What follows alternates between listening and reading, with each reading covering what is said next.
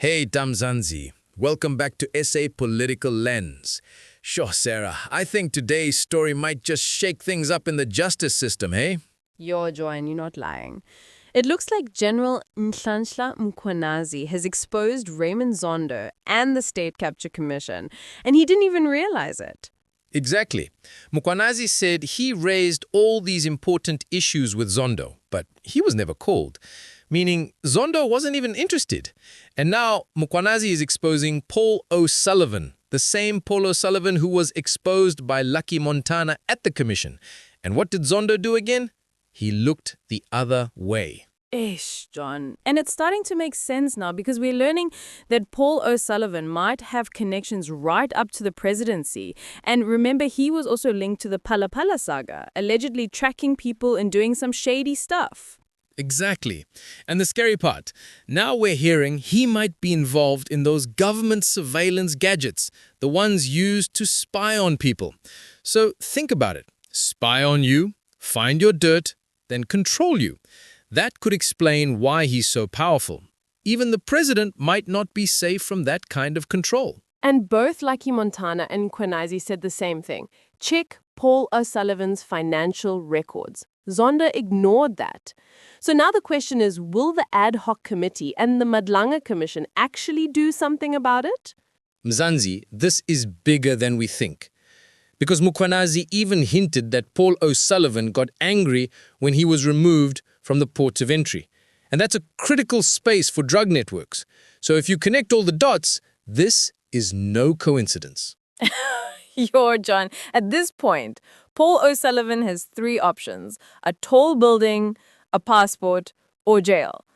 And South Africans, you need to ask yourselves, why did Zondo ignore both Lucky Montana's claims and Mkhwanazi's affidavit? And why did Raymond Zondo become Chief Justice right after that commission? That timing, it's suspicious. It's starting to look like the people who were supposed to clean up corruption might have been protecting it all along. Ish, Mzansi, we always say this. Our country needs a restart. Because if the rot is coming from the top, then no commission, no committee, no new minister will fix it. We need truth and we need accountability. That's it for today on SA Political Lens. Like, share, and subscribe. And tell us in the comments, do you think Zondo ignored corruption on purpose? Stay safe, Mzansi, and stay awake because the truth is right in front of us. And you remember in my affidavit, I've called for this commission to subpoena the companies and the financial statements and bank statements of all companies that belong to Paul O'Sullivan. You'll actually see, Chair, that the modus operandi is very simple. If you are in trouble, Paul arrives. He's got his enforcers, and his enforcers come from Cape Town. I've come face to face with them at the Da Vinci Hotel. The Chair, they insist you must pay them, and therefore they sort out the case. They also pay on the other side at SARS. So you can't tell me about SARS. One of the most corrupt organizations that we have. Okay? And I'm still gonna chair. I'm saying these people because I want, Chair, for me, I want this commission to focus on what it should focus on. The real capture. And when you move beyond O'Sullivan, Chair, so they go to SARS and the police. He sent me emails and say, Montana, I think it was in 2018. Montana, I've got good news for you.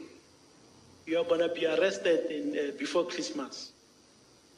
I say, I'm happy for you, Mr. O'Sullivan. Happy New Year. I'll see you in January in 2019. So he tried to intimidate me, Chair. And I told him that he's one of the number one criminal in the country and the biggest crook. The intelligence services, our law enforcement agencies are afraid to deal with Mr. Paul O'Sullivan.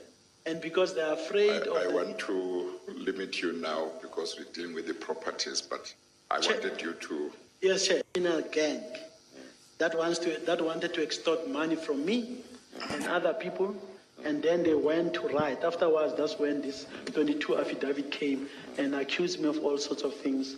And that is why I want Mr. O'Sullivan. I want Werksmans here. And you know, it's going to be very interesting, Chair. because I want to use that cross-examination to expose the real criminals. But I won't end there. I actually want to show how they... In trying to address the issues that crime intelligence and the political involvement, back in 2011, I deposited an affidavit at the Zondo Commission.